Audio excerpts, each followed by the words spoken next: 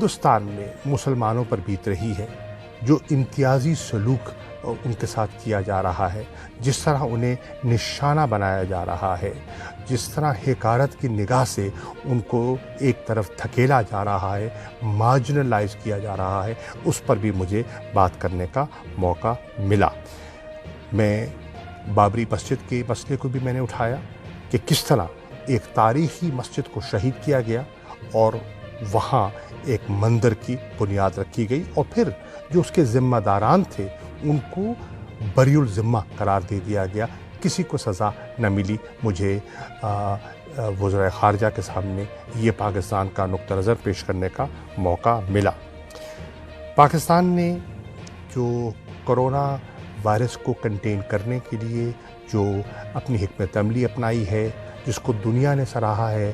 WHO نے اسے ایک کامیاب حکمت عملی قرار دیا ہے، اس پر بھی بات کرنے کا موقع ملا۔ اور پھر جو ساحل کا علاقہ ہے جس میں دہشت گردی جو ہے وہ زور پکڑ رہی ہے، اس پر پاکستان نے دہشت گردی کو ملیہ میٹ کرنے کے لیے اپنے علاقے میں جو اقدامات اٹھائے، جو ہمارے تجربات ہیں، وہ مجھے باقی دوستوں کے ساتھ ان پر تبادلہ خیال کا موقع ملا کہ ہماری حکمت عملی کامیاب تھی اور کیوں کامیاب تھی، ہم نے قومی اتفاق رائے جو پیدا کیا وہ کیسے پیدا کیا، اور ہم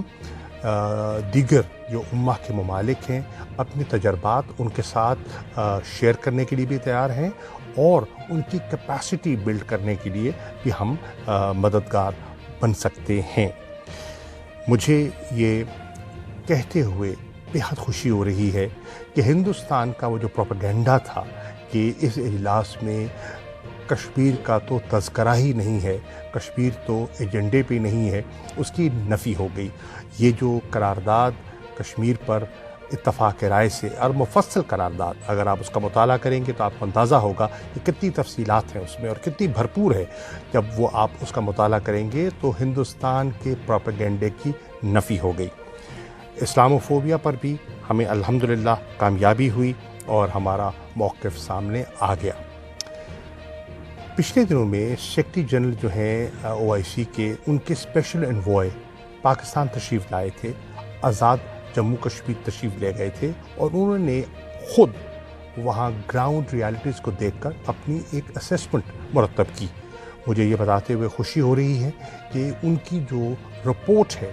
جو اسپیشل انوائے آن کشمیر ہیں OIC کے، ان کی رپورٹ نہ صرف تیار ہو گئی بلکہ سب ممبران میں اس کو تقسیم بھی کر دیا گیا، اور یہ بھی اللہ کے فضل و کرم سے ایک میں اس کو کامیابی سمجھتا ہوں۔ اور پھر یہ جو اتفاق رائے سے پاکستان کو شرف ملے گا آئندہ کا جو اجلاس ہولڈ کرنے کا، یہ بھی پاکستان کی ایک سفارتی کامیابی ہے۔ آزاد کشمیر کے صدر جناب مسعود خان صاحب بھی یہاں موجود تھے، اور انہوں نے بھی بھرپور طریقے سے کشمیریوں کا مقدمہ اور کشمیریوں کا نقطہ نظر جو ہے پورے اجلاس کے سامنے رکھا۔ مجھے یہاں کیونکہ بہت سے وزراء خارجہ آئے ہوئے تھے، مجھے موقع ملا ان کے ساتھ دو طرفہ تعلقات پر تبادلہ خیال کا، اور میری 12 نشستیں ہوئی ہیں، اور جن وزراء خارجہ سے میرا تبادلہ خیال ہوا اور بڑی اچھی گفتگو ہوئی، میں وہ آپ کے سامنے رکھنا چاہتا ہوں۔ سعودی عرب کے وزیر خارجہ سے تفصیلی ملاقات ہوئی، UAE کی منسٹر آف اسٹیٹ جو تشریف لائی تھی ان سے تبادلہ خیال ہوا، ویزا کے ایشو پر بھی جو پاکستان کی تشویش ہے اس کا ذکر ہوا۔